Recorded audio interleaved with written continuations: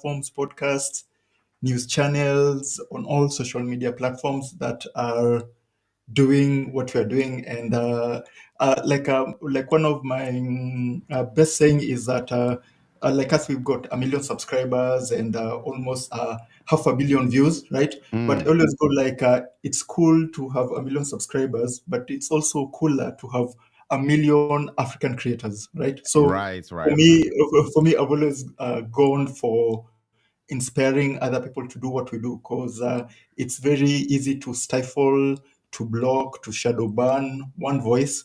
It's almost impossible to do that to 1 million voices. Yeah. So Exactly. No, 100%. 100%. Let me get us to dynamic. Hold on.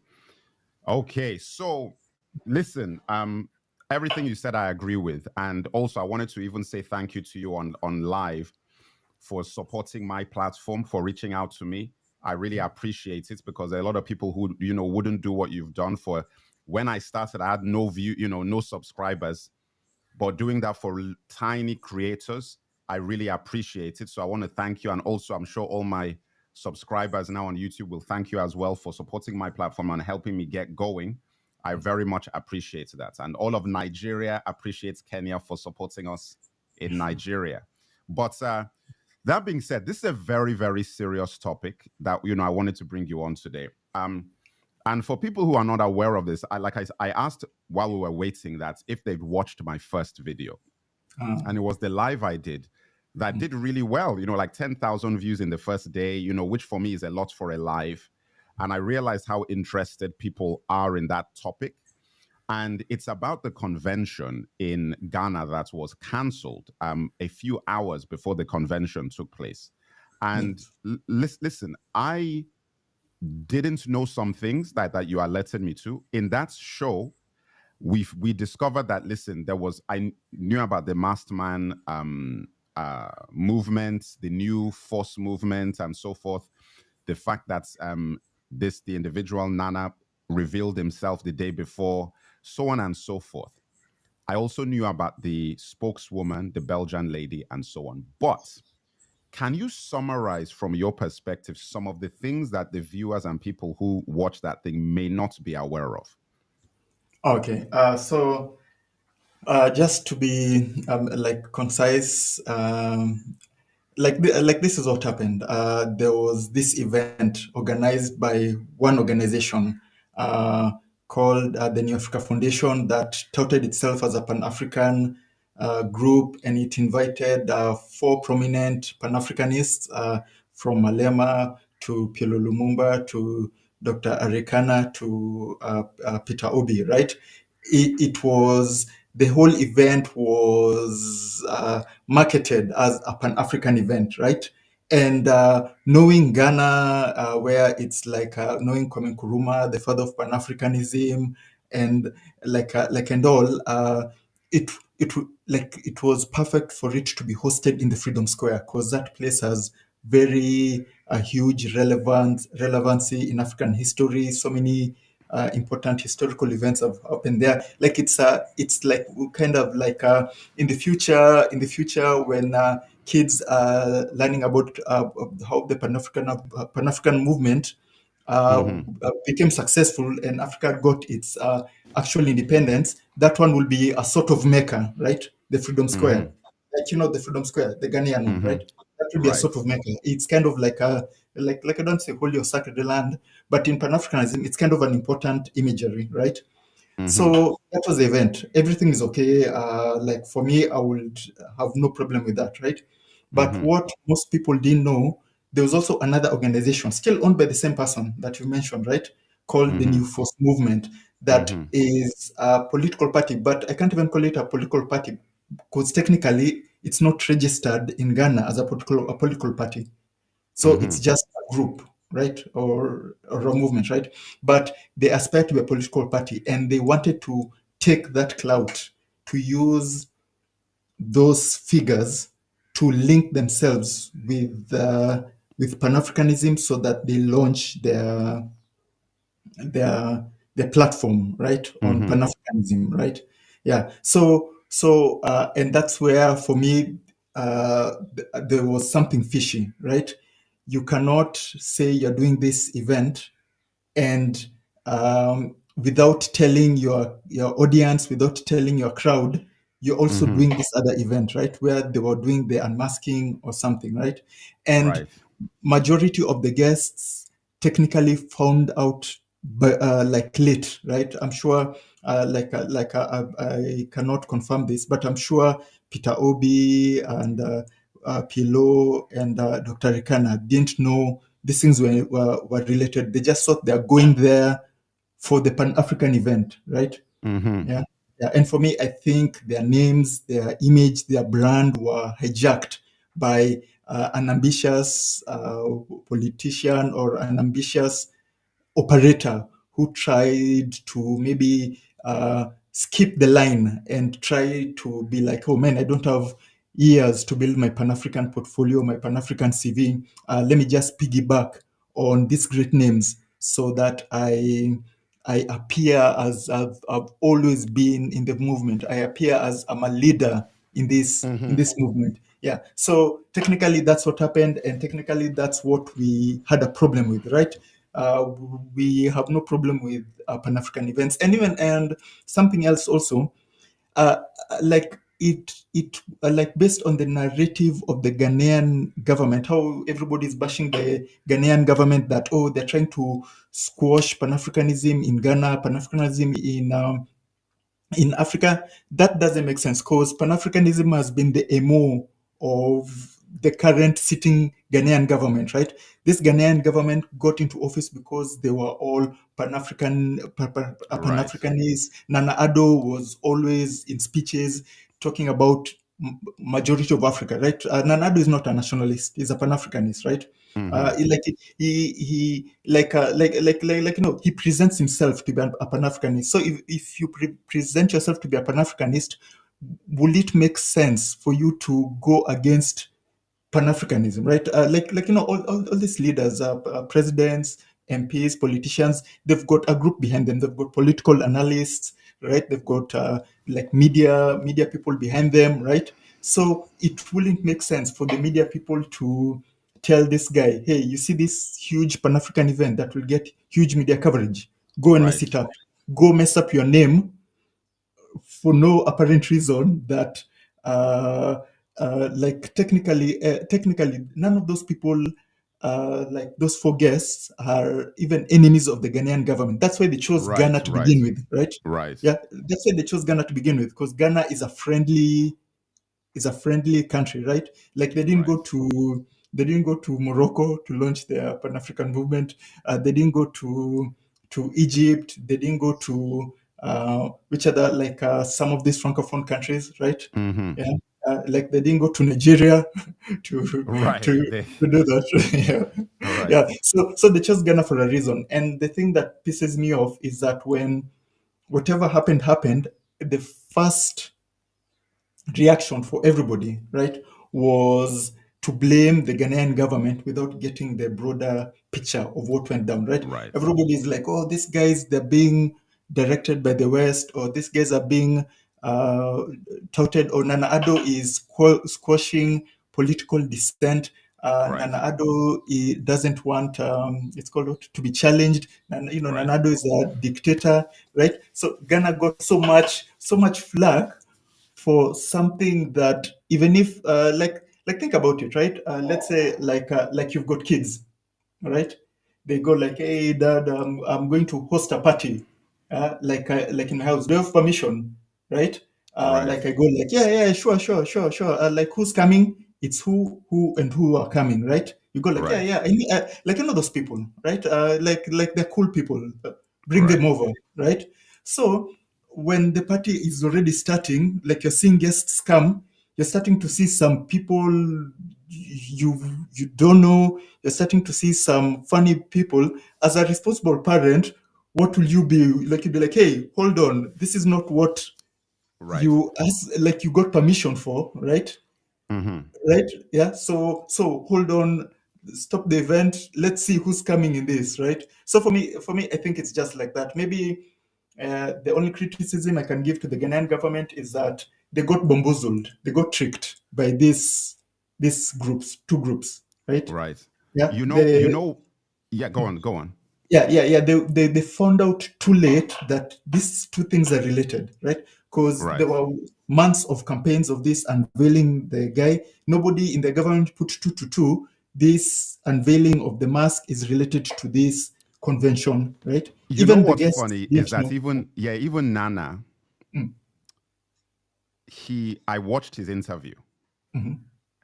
I don't know whether he's telling the truth or not in relation to this point, because he said when they gave him the refund of 10,000 cedis, he said that refund should have been for 30,000 because that's how much he paid, and that when he made the booking, he made it under the new force booking. And when they refunded the money, they refunded it to another entity. I can't remember the name that he gave. He gave another name of when the government refunded it without naming it. And he said, why would they use a different name? Now, what I'm going to do is that I'm going to just pretend that he's telling the truth. Let me just say he's telling the truth. The issue I see with this is not so much that New Force were doing an event. The issue I see with it is that they didn't realize what the connection between him, this event, and those four people was going to be till the day before, when he revealed himself as this guy. And I think the government were like, oh my goodness. So this thing that we already sanctioned is actually a political movement to become Yeah, president against our government. yeah. And we've given them a foundation to use our platform, which is pan-africanism, because they're the pan-africanists. So how are we going to give you a platform to use four pan-africanists from around the continent to come and launch your party to go against us? And we didn't even know what was happening. That's what And I kind of see. That's how I sort of see what, in my opinion. And also with that thought, just keep that thought, right? Like what he did. So in Ghana and any other country, the rules when you are doing things, right? Right. If you're launching Oh, a sorry. political Let me party, qualify. Sorry. Obiaman is right. Sorry, there are two Nanas. Okay, yeah. there's Oh yeah, Nana. yeah, There's yes, yeah. yeah, So yes, you're right. Yes. Okay, yeah, I'm talking about the New Force one. Okay, go on. yeah. Just call him Abieko or something. Abieko. Okay, we call him Abieko from now. Yeah. Yeah. So just to touch on that point, right?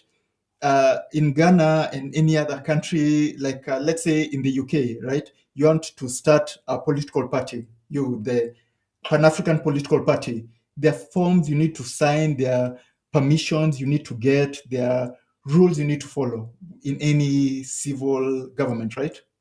Like the documents, like you need to get approval, right? Right. Yeah. So for me, it's that the way they did things is that like the government was like, hey, this guy is launching his political party's political movement without doing it in the proper channels. Like you get right. Like you can't just go in any other country. Even if you do a protest, you must go to the county council or the authorities and say, I need a permit to do a protest, right? Right. Yeah. Right. So it's like you're given that permit. You're like, okay, protest on the 17th of October, right? Then instead of doing a protest, like you do a press conference launching like, I want to be the president of England, right? Right. I Right. don't think that will go well with any sitting government, right? Right. Because those what you got had its own rules and its own way of how you can operate, right? So you can't get permission for doing this event and you do a switcheroo and you're doing this event, right? Yeah. So for me, like that's the thing of so maybe it might not be illegal, like I don't know Ghanaian government, like Right. Ghanaian laws, yeah, Right. but it's that kind of disingenuity that is Right. giving me red flags about this guy, right? There is something there. Okay, so now good. Let me get into that. There are two things I personally have a problem with on the surface with his movement, the New Force movement or whatever it is. Two things. The first factor is that I listened to his interview, I read up on it, I did my research now, so I'm coming with information. Now I know what the deal is. The New Force movements do not have policies. They have no policies. They have no manifesto.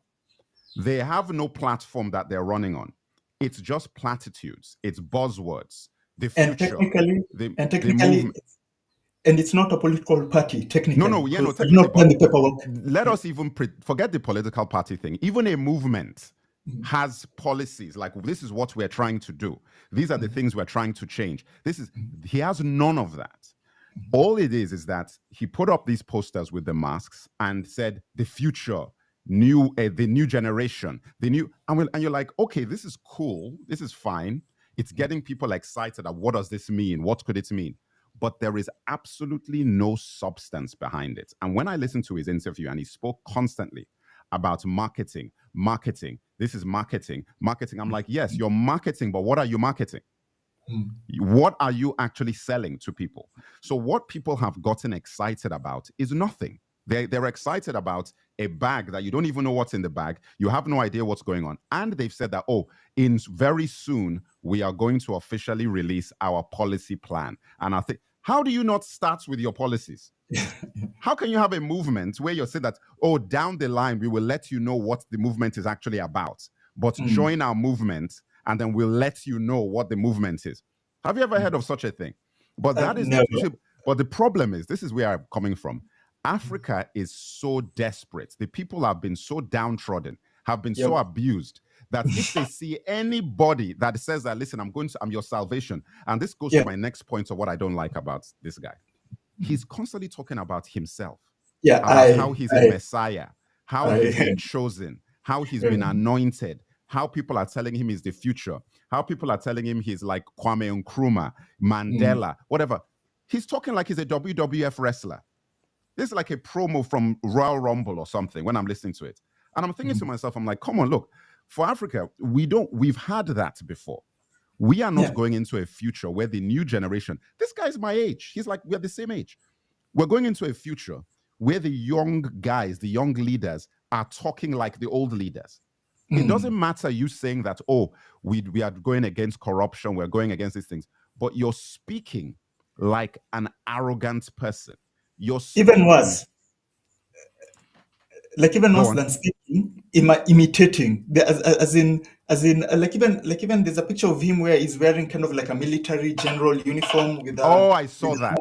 Which one? Like is imitating like the dictators of the past, right? Like I want that image, as in it's cool, right? It's called delusions of grandeur. That is the phrase, delusions of grandeur. What I see in this guy is like, you have an idea, you have a concept in your mind of what you want to be. That doesn't have anything to do with the people. You are an entrepreneur, investment guy from real estate. But then you are now coming, and your next big conquest is to be this magnanimous African leader. And you're bamboozling everybody into thinking, because like I said, if you are a leader, do you know what the difference is? Look at Julius Malema. Look at the difference. Him and Julius are the same age. Yep. This is about the same age. Julius comes with substance. You know what his platform is. You know what he's fighting for. You know what he's fighting against. Every single time you hear this man speak, he's telling you exactly what he's trying to do. You are not confused with Julius. Yep. Peter Obi, you're not confused. Yeah, true. Whether you agree with Peter Obi or not, you know what he's saying. PLO Lumumba, everything that he does is about what he's saying. He's not even, his whole platform is about substance. Arikana, the same thing. So the reason why I'm saying this is that what it's shown me, the fact that a young man can come in and not give you anything and create this veneer of the future, and people actually get behind you, people actually support you, people shows how dangerous things are for Africans and for Africa. That if it's not for people like you and Tuna Cheke platform, people like what I'm doing, and who would die for a job, right? There's so many youths who risk their lives every day in Ghana just to find their daily bread, right? So you're trying to tell me that a Ghanaian looking for a job would go like, hey, there's this nice, good paying job of a spokesperson, and I'm afraid to like there's some Ghanaians who risk their lives every day in mines, right? to go underground with no air, carbon monoxide poisoning, just to see if they can get a little nugget of gold, right? Yeah, hundreds. So you're trying to tell He's me, lying. you're He's trying to tell lying. me, like you can He's get lying. somebody from a mine and tell him all you have to do Wait. is talk. Let All you me have to get do is what. Let me go worse. Let us. talk. That is a lie. That's a lie. But let us even say that we are going to Belgium. I know women from all over the world. Okay, in Belgium, Brussels is in Belgium. That is where the international. There are diplomats all over the place in Belgium. Yep. Do you know the kind of white women you could even find in Belgium who are lawyers, doctors, Even career politics? Ghanaian, Belgium, like there's so No, many. but I'm sure what I'm trying to say is that let us even go white. Okay. You know what I'm saying? I want to give him all the benefits of the doubt. Let's give him everything. You're trying to tell me that in a country, from a country that is known for having diplomats, you couldn't find a woman that wasn't on Instagram in bikinis and having BBLs. You could not find a woman that had a reputation of working in politics, of working in foreign affairs. You couldn't find somebody like that. This is the best you could do. And listen, if you say you looked all over the whole of Africa, whole of Ghana, you couldn't find somebody. The best white woman you could find is an Instagram model. Yeah. That's the best you could find. Come on, man. Listen, my question with this, and listen, I can say it, you can say it, because I'm a renegade guy. My question was, I was like, are you having a relationship with this lady? Like, is that what's going on? The second thing I was like, does she have OnlyFans or something? Like, is this what's going on? Is this where you found her? That was my initial question. When I first saw it, I'm telling you honestly, I saw the page. My first instinct was, is this an OnlyFans person? Is this like OnlyFans promotion? Or second of all, I was like, is this like an affair? Is he having an affair with this person? That was because I didn't know either person. My instinct was that because of the way she presented herself. So I was thinking that. Then after a while, I was like, wait a minute, this is a spokesperson?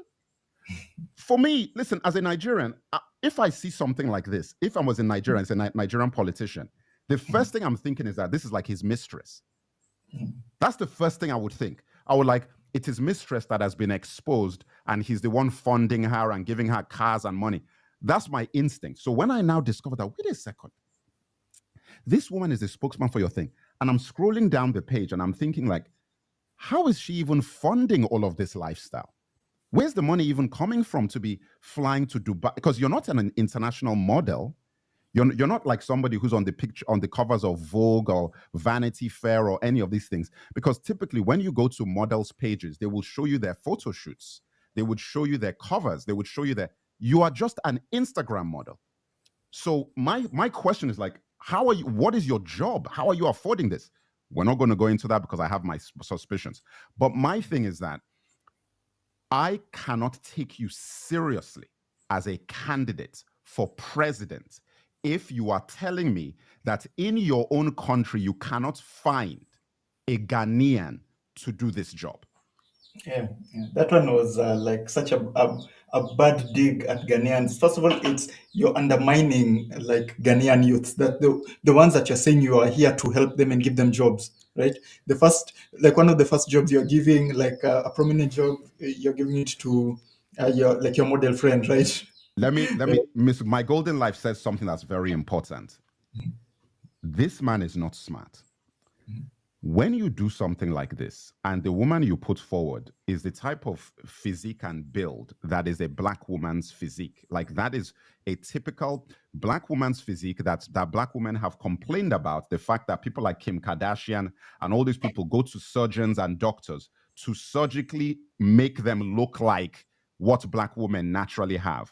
Bigger curves, bigger hips, fuller figures, all of these things.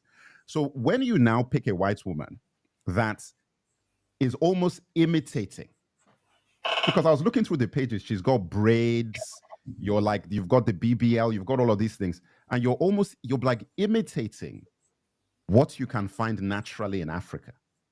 And as My Golden Life says, she's not pretty. Of course she's not. Like on every level, your marketing, you said that you're a marketing guy. This is bad press for you. Yeah, definitely. And I was very ashamed when I looked on the comments and I'm seeing Africans, maybe they are plants, maybe they're not real comments. Oh, you know, so beautiful, so this, so that, whatever. And I'm like, my God, guys, like, what are we doing here? This is very serious. People are dying in Ghana. People are dying. People don't have food. People don't have electricity. People don't have healthcare. This is serious. You can't just have somebody using this for photo ops. You know, and you're sanctioning that. And it's taking us, people like yourself. If you didn't give me this info, I wouldn't have the info. That's what it's, which is why I'm saying it's so important that Tuna Cheke exists and these sort of platforms exist. You are the reason why I know what happened. You. So it's like this. Like I've always described what we do is like Africa is a body, right? And us little channels like Tunacheki, like other channels like Wodemaya, other like your channel, like Africa Diaspora News Channel, are like the antibodies, right? And Africa is constantly being attacked, right? Right. And then sometimes you can have external attacks like viruses, bacteria. So for me, I consider those ones as the West, right? You know, things that attack you from outside, right? But then sometimes you can have cancers and tumors, things that are from the inside. These are the corrupt leaders, the dictators, and like a good example, somebody who is trying to hijack like a movement that has been going on for decades because he has not built up his CV. So he wants to jump the line, right? You know, he doesn't want to be in protest. He doesn't want to be tear gassed. He doesn't want to be, you know, a political prisoner. Like a good example, right? You know Bobby Wine of Uganda, right? Okay. Yeah, like I'm yes, right, yeah, yes, yes. the opposition leader, right? People always give him flack because he always has some like he's always pro-Western in his policies, right? He's never gotten that much support as a Malema, right? But he's still fighting for like freedom and stuff, right? That guy has been whipped. That guy has been imprisoned. He's been beaten. He's had these people from his group. He has a legacy. He has a history. Yeah. So for me,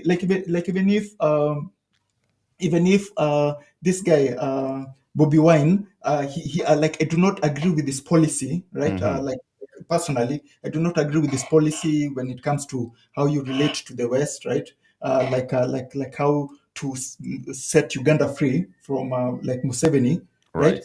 I still have 100% respect for him because he's fighting for what he believes in. He's risked himself. He's put his life on the line. He's put his life on the line. He's been tear gassed. He's been beaten. He's been imprisoned. As in, he's fighting his fight, right?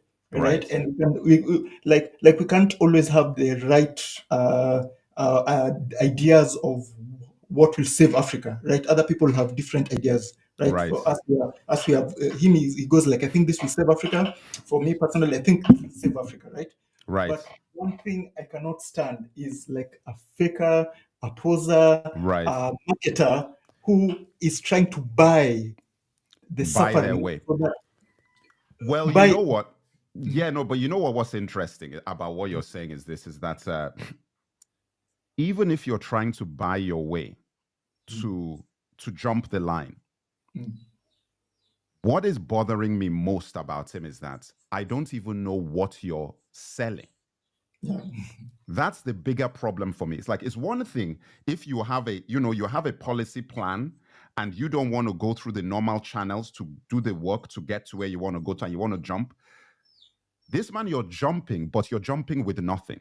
I mean, to this homegirl healer's point, she says, those non-Black people who insert themselves into Black spaces do not do so because they aren't respectful or successful with their own people. Some Black people are too happy to accept the scraps from other groups. The essence of what she's saying is actually really important because that lady who is the spokesperson for a political movement in Africa would get no play in Belgium, would get no play in England. Is just an Instagram person like every other thousands of them on Instagram in any of these European countries. Do you think that any political party would make her the spokesperson of it in Belgium or in England? That's the thing. The fact that she can do this in Africa is why she's doing it. All of a sudden, you become relevant. All of a sudden, people take you seriously. All of a sudden, people are opening doors for you, laying out the red carpets for you. You're doing all of these things. That is the reason why you're in that position. And two a more important points of this is that, let us say you are trying to be magnanimous and support this movement. Why don't you remove all those pictures from Instagram? Why don't you remove all those videos from Instagram? It's because you want to go back to that. That's why. This is just today's hustle. Yeah. It's not like you've changed. It's not like you've changed your... If you changed, what you would do is you would scrub that whole thing from your social media and start fresh and say that this is who I am today. This is where I am. That is my past. I am now this sort of person. When I see you going to give a speech in front of Black folks in Africa, and your blouse, you've got one button holding your breasts together, your body, I'm like, what is this? What is going on? Would you dress like this if you are giving a speech in The Hague? Would you go to The Hague like that? Because you're from Belgium, right? Would you go to The Hague like that? No, you wouldn't. Would you go to any dignitary in Brussels like that? No, you wouldn't. But you do that in Africa with your Prada shades. Now, my thing is that I hear you, and I think I'm so passionate about this because this really annoys me. I'm angry because I know what Europeans are like in their country and what they will tolerate. And it annoys me that people can just walk into Africa and get away with this sort of thing and nobody calls them out on it. That is what is really pissing me off, because she shouldn't have even gotten to that point. Like, as soon as they put her forward, people should have been laughing. Like, what is it? You know what I tell you? Let me tell you this. I'll let you talk. Like, this couldn't happen in Nigeria. Yeah, I'm sure. This could never happen in Nigeria. Do you think that you're going to bring a Belgian white woman and say that she's the face of a political movement in Nigeria? I think, if also I'm not wrong, didn't Nigeria even ban white models from even advertising? Yeah, no, we did. Yeah, I heard about that. Nigeria, we're not messing around with that sort of thing, because we're like, you can do fun and games, but if you think that you're going to put somebody like that as the spokesperson for a political movement in Nigeria, that will disqualify you immediately. Immediately, like, just automatically, you've killed yourself. That is the reason why I'm so annoyed, because I thought Ghana and Nigeria are very close, very close. Yeah. In fact, I view Ghanaians as Nigerians. It's like, because when I was growing up, like, most of my teachers were Ghanaians. A lot of my family are married to Ghanaians. Ghanaians are just Nigerians to me. So when I see something like this, it annoys me, because I always think that you think like us. But clearly not, because we would never tolerate this. Sorry, go on. Yeah. So for me, now to come to my main point, you say you are annoyed by this, but for me, I'm so saddened by this, right? Because it is undermining something that people died for. Sankara died for this. Patrice Lumumba died for this. They died right? for this, yes. Like, it's let me give you an example. Ibrahim Traore from Burkina Faso, the president. Amazing. That guy wakes up every morning like thanking God is alive. He has had 4. His life is on the line. Right? Yeah, his life is on the line every day. Every day, and he doesn't know if it will come from his friend, his next door general, an assassin from outside in the crowd, right? Like, he's walking the pan-Africanism, as in he's risking his whole life because of something he believes in. He believes in a free Africa. He believes Africa needs to get back what it belongs and start enjoying its resources, right? And he's walking the walk, right? Right. Right? He's the real deal. So for me, for even somebody, right, and this is now the thing that saddens me completely, for somebody even to think, right, that Ibrahim Traore and this guy, Kwame Bediako, they're even in the same conversation, right? Like at the saliva that I mentioned both their names together, right? Like, one person is risking it all, the other person is just a marketer, right? It's crazy. It's like, do you know what is funny? So, for example, somebody in my Instagram comments, I don't know whether they're even still in my listening, This person, I don't know whether this person is even African or not, but he's saying it's easier to condemn and pull down someone else's efforts. This is not commendable. That attitude is one of our problems. Yeah. You see, when people say that sort of thing, and you haven't got the ability for critical reasoning, that not all good acts are good acts. Yep. Not all good acts are good acts. Not all agendas. Not all agendas are. Yes, no. This is a bad agenda that needs to be called out, because I'm looking at this and I'm saying that thank you for bringing up Captain Traore. As a man, his life is on the line every day for the sake of Africans. The presidents of Mali, presidents of Guinea, presidents of Gabon isn't a part of it, but those three, their lives are on the line every day, fighting for us. And you are going to allow. So where have you heard Captain Traore liken himself to Nkrumah? Where have you heard Captain Traore liken himself to Mandela? Where have you heard Captain Traore say anything like that? To any of these people? Let me tell you, let me give you an irony, right? Captain Traore, he actually saved the people of Burkina Faso, right? Yes. He actually saved, right? But you can never hear a man like that call himself the savior, right? In this guy's speech, he's like, I'm the savior for Africa or Ghanaians. Wait, let me play for you. Listen, like you said, we don't want to just talk. Let the man say it for himself. Please, I queued up the video. I want people to listen to this man. Of my children. So you put in $300,000? Yes. The show itself was costing us, the event organizers was costing us $150,000. And then all the other logistics, bringing people in and other people who are performing and all of that. So, marketing, all of that together. That's around, it could even be more, but that's just a rough figure. Here we go, listen. And we, New Africa Foundation, we can invest $1 million into adding value to the nature, because my life started with giving, and giving is my power. I always believe that giving is, the art of receiving is giving. And I think God has blessed me, God has given me tremendous wealth. That's because I've never been scared to give.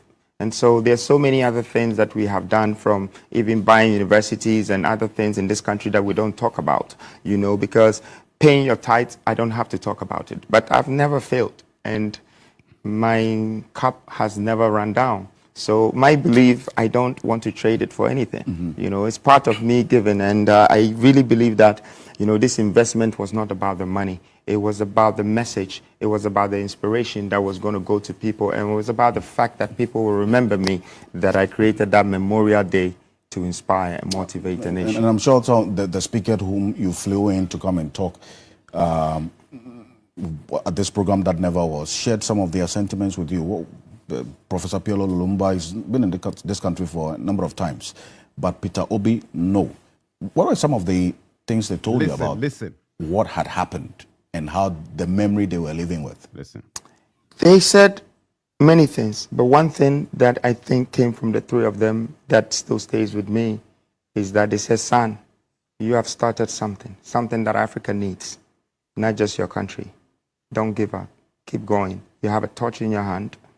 And some of them told me that I have a mantle in my hand. Of course, I took them around and I showed them my vision and the things that I'm doing and the things that I'm doing to create jobs and to build the nation and to add value to the country. And, they were impressed, but they also realized that I have some ordained leadership skills that has been bestowed on me. And, I would say they made me feel like I have the spirit of the likes of the Nkrumahs and some of the leaders that I have always looked up to. So, with all the other things that... Did you hear what this man just said? Did you hear what this man just said? Yep. How are you voting for this person? What are we doing? Do you know what it's like? This is why I believe that these people do not even pay attention to what's going on in Africa. I wish Captain Traore was in that meeting. That guy will he will grab his face and just slap his lips. So what are you talking about? Like even Guys us, are like, out here. Guys are out here risking their lives, and you're here talking that, saying that you are the. Are you Tupac? He's talking like I like he's think, Tupac. like I think he'll be pistol whipped. Like that guy will just take his side, Captain will takes his side arm and pistol whip him. No, he will pistol with. Listen, I'm telling you that he wouldn't even use. He wouldn't take his gun out. He would just slap him. Like, what are you talking about? Like, what are you talking about? When you're looking at what these Mali guys, have you seen the Mali president? The Mali president doesn't even show his face anymore. He just wears a bandana across his Yeah. face. He doesn't even show his face because, as far as he's concerned, his face is not important. Yeah. I saw the pictures of the Mali president. The guy doesn't even show his face. Yep. That is what we're talking, because these guys are like, I'm standing on business now. That's it. We're action. People talk to me that, Mech, look at your hood, your glasses, or whatever. I'm like, because I don't want to be famous. Yeah. People say, why don't you show your face? It's not about me. I don't want to be famous. I don't even like having to do this. But somebody's got to say something. Yep. Let me bring a Ghanaian. I have a Ghanaian here that I'm going to bring in. But he's in America, so you know. Yo. Is a Before I say anything, big props to my guy. I'm sorry, I don't know what your name is. Did he find Mikey. He found this for us. He found he found a lot of information. He's the guy who brought this information to me. He's the guy. So thank Tuna Treki. Thank you, because this is eye-opening for real. Wow. This is an explosive live, because I said, when he called me yesterday, I said, listen, man, all that live you did, I have information for you. You don't know what's going on. And I was like, what? We talked for 1 hour where he just downloaded me. I was like, are you kidding me? I said, you've got to come on my live tomorrow. You've got to come on my live tomorrow. We will not even get through everything in this show. Yeah, definitely. You know what I'm saying? We are not even going to get through everything. Like, I don't think we'll touch 10% of what we really want to say. Yeah. But anyway, sorry. Chosen, carry on. Sorry. No, I mean, I didn't think something like this was even possible. I mean, I think you summed it up nicely. This disqualifies him point blank, period. He should drop out of the race. Immediately. Why would you do this? Chosen, this is your country. Why would you do that? I just see this actually sprouts about 50 different ways we can go in the conversation, as far as that woman actually felt she could go there and speak and no one is going to say anything. Move your camera a little bit, because you're sort of to the center yourself a little. Yeah. Do you know what it is? I didn't even play it because, again, I just didn't want to. I have the footage, but I didn't play it. There is footage of this woman criticizing President Addo. I was like, how dare you? How dare you criticize the president of Ghana? Who are you to criticize the president of Ghana? You know what it's like. Let me just say this. If you were a Ghanaian citizen, I don't care about your skin being white. Let's say she was a Ghanaian citizen. She was born in Ghana. She's a Ghanaian. There are some white Ghanaians. I wouldn't say the same kind of stuff. I'd be more like, guys, you know what? Optically, it's not good to have somebody like this talking for you. But you're in Ghana. You grew up in Ghana. Okay. Like, if a white Nigerian, there are some of them who exist, you know, who grew up in Nigeria, whatever, said some things. Nigerians are smart enough to understand that, listen, I don't give a damn that you speak in Pidgin. I don't give a damn that you speak Yoruba. The optics of a white person criticizing the president of Nigeria, Bola Tinubu, you don't like Bola Tinubu, that's your business. You can talk about it in private. You cannot be on interviews saying that sort of stuff about the president of Nigeria. Sorry, carry on.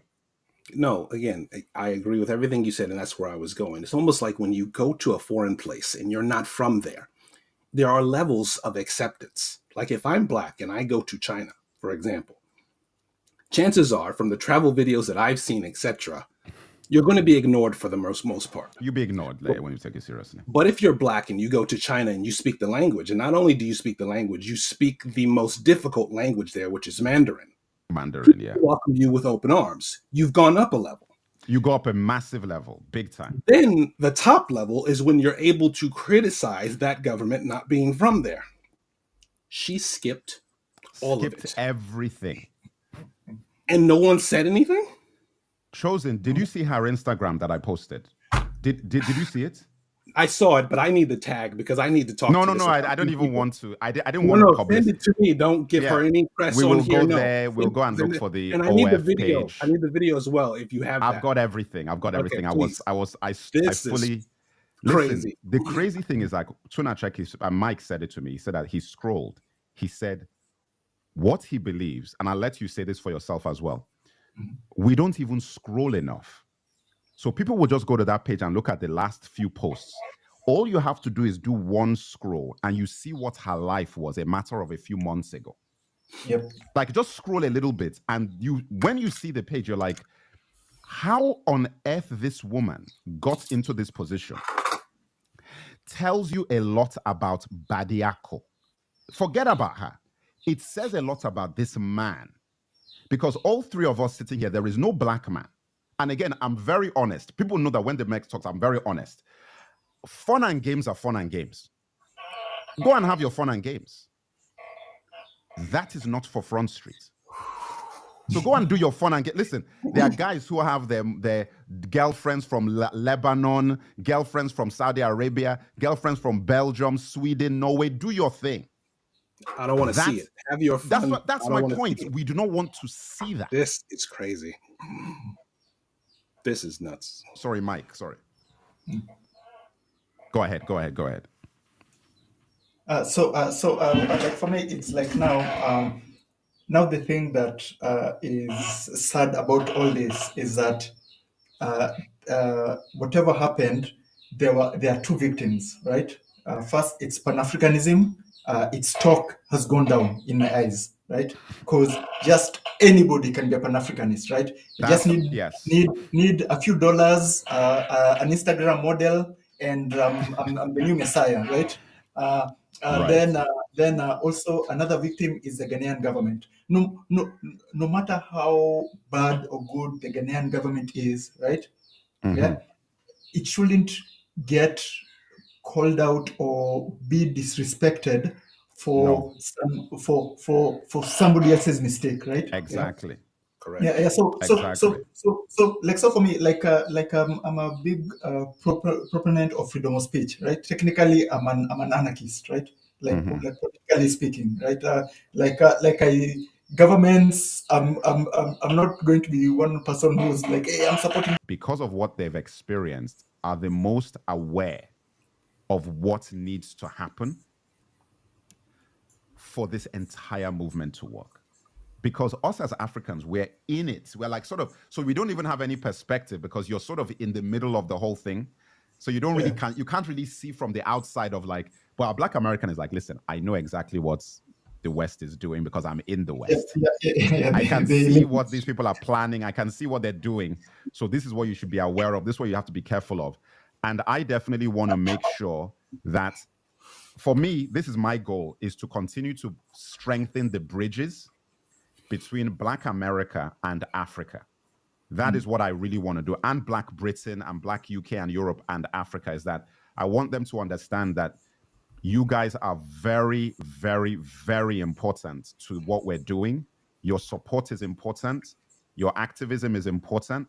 And we hope that one day you guys will actually come home. Like you guys will actually start coming back to Africa. Guess what? For me, my concept has always been that, like in the future, like when Africa, we unite in the future, there'll be like 6 regions. There's East Africa, South Africa, West Africa, North Africa, Central Africa, and then there'll be Diaspora Africa.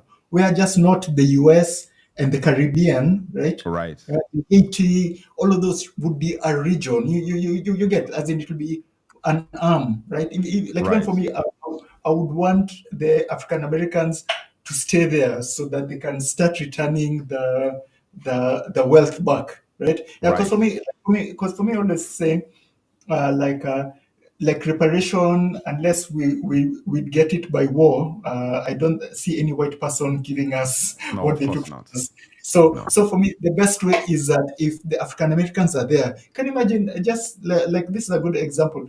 Like how many rappers, entertainers, how much money do they give to Uncle Sam a year? Just the rappers and Taxes, entertainers, just movie stars, taxes, yeah. yeah, Billions. billions. Billions. So imagine if there's a way that somebody can declare, I declare myself as a sixth region of the African continent, and my part of my wealth directly goes to support that economy, not this economy. Listen, You let me even, like how you can have double let me even, citizenship. I'll even go simpler. Let me even make it more simple. Imagine if you go to America and you set up a charity. We know that, listen, let me not give away everything, but you set up a certain thing that can receive certain things, where certain things don't have to go to certain areas where certain things happen. Do you know you would literally have 100 billion a year to just play with. Yeah. You'd have 100 billion, let's be conservative, 20 billion a year to just play with.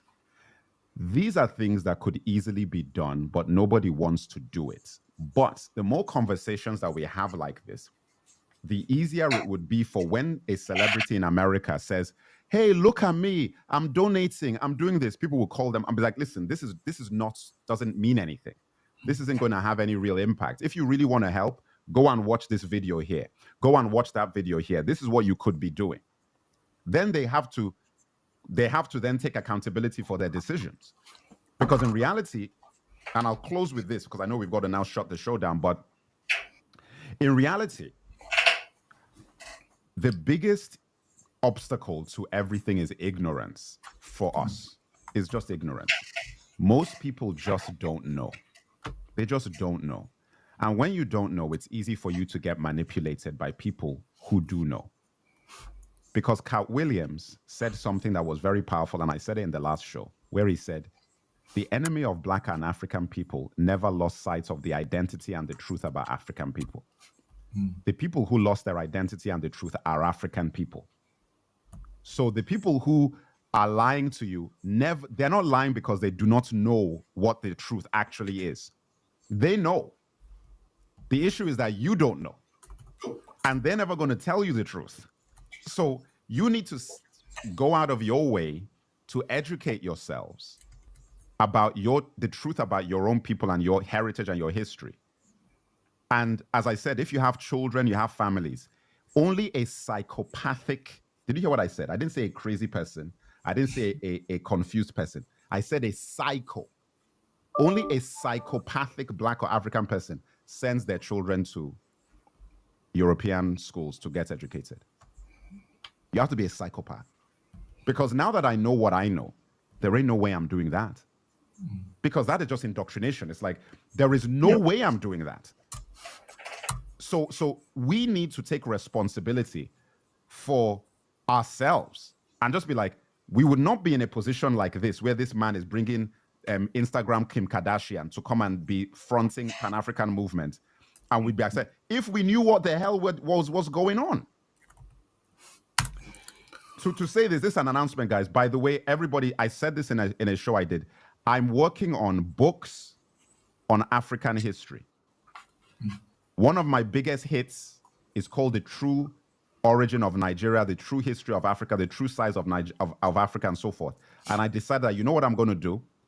I'm going to create books that will be able to be disseminated across my entire platform about the history of African countries. I'm going to do a handbook about going back to Africa. And I'm going to create a bundle package. As I said to people who are paying members of my Patreon are going to get the package for free, depending on what tier you're on. If you're on my tiers in the newsletter, I'm going to give you the books for free. And I'm going to get a nice price point for everybody to get the books as a bundle. 5 books. History of Nigeria, Ethiopia.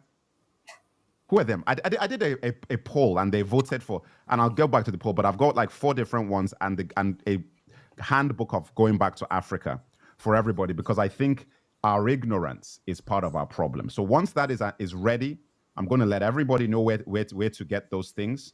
If you're on my platforms, you'll get them. Anyway, I'll give you guys final words. What are your final words? I do have to take a meeting, so I do have to bow out. But this was very good talk. We'll see what happens. I think if we put a nice spotlight on everything this guy did wrong, Nana, my guy Nana, I think if we do that, I think some of that publicity that Mike spoke to will turn to very, very bad publicity for him, and he'll think twice about doing that again. But Mike, thank you for that. This made Thank my you. morning. My morning was very, it wasn't colorful until this. So thank you for that, Mike. I appreciate it. And I'll talk to you guys soon. All right. Thank you. And thank you, Mike, as well. Do you want any last words before I let you go? Yeah. So my take is that, as I say, always ask questions. It's free. Like ask questions. Google is free. Like I always say that. Like every time somebody usually like says something ignorant, I always reply with Google is free. They always think I'm like sarcastic, right? But I'm actually telling you, you can just go research these things, and before you just follow what people are saying, people are doing, bashing the government, bashing the what. Like nobody's perfect, right? But just don't, as in, look at the information there now. You can go and do what you want. So yeah, we should really safeguard Pan-Africanism. It's now the in thing. Politicians have learned, We have to if I just safeguard it, yes. if I shout Pan-Africanism, I easily get voted in, or I've got Exactly. this set amount of demographic, right? So Right. let's learn to safeguard it, know who are the fake people who are using it, Exactly. and who are genuinely like trying to, Interested in what we're doing. Exactly. No, 100%. like with 100%. solutions, like dreams, but with also solutions, right? Thank you. Like actionable solutions. So I want to say thank you to Tuna Cheki. Everybody, if you're not subscribed to that channel, you must be subscribed. I'm a follower of that channel, a subscriber. They give you great information daily. If you want to be up to date, he's a person to follow. Like I said, he's the reason I know about some of this information that I brought to you today. So this guy is definitely the real deal. So you should follow him. Thank you so much. Now, thank you guys. This is the end of the show. Thank you to everybody who joined. Like I said, you can go to the merc.io to join my newsletter, to join the Patreon if you be so kind. If you like what I do, you want to contribute, you want to support, this stuff isn't free. This stuff takes time and effort. So I'd be very grateful for your financial support if you become a member to my Patreon or a member on the newsletter, and you'd obviously get material in the newsletter as well. So definitely go to the merc.io. You will see the links on there to the newsletter and the Patreon. Other than that, guys, you know what? Listen, fantastic show again.